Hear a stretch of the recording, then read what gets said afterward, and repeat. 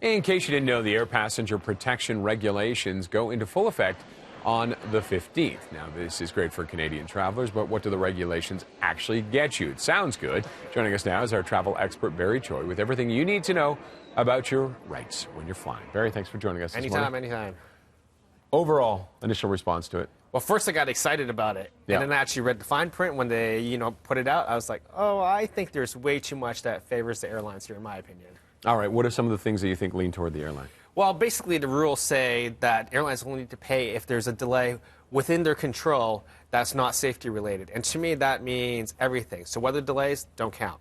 Air flight control delays don't count. And again, that whole thing is like within that not safety related. The airlines can say, oh, we just found out we can't take off because the plane is a safety issue.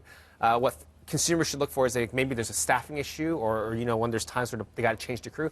That's where you'd be likely to be compensated, or the times where you're being forced to take a later flight because they've overbooked.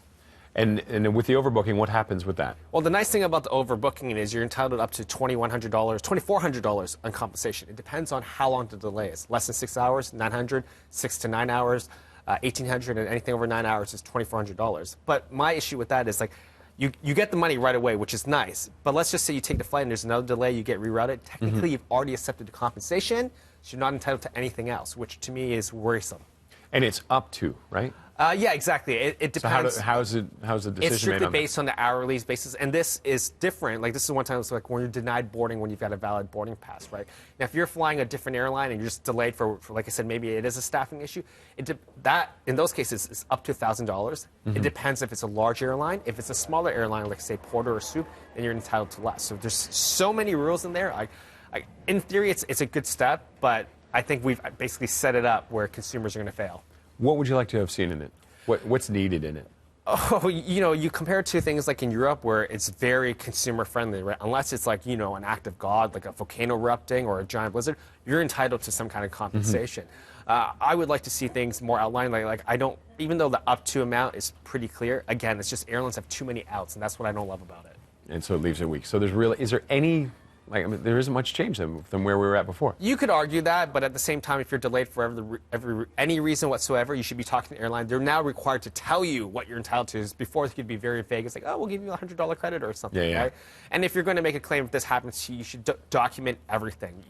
If someone says this is valid or you've got a boarding pass, hang on to all your documents, the emails, take screenshots of the delays. This is what you want to look out for.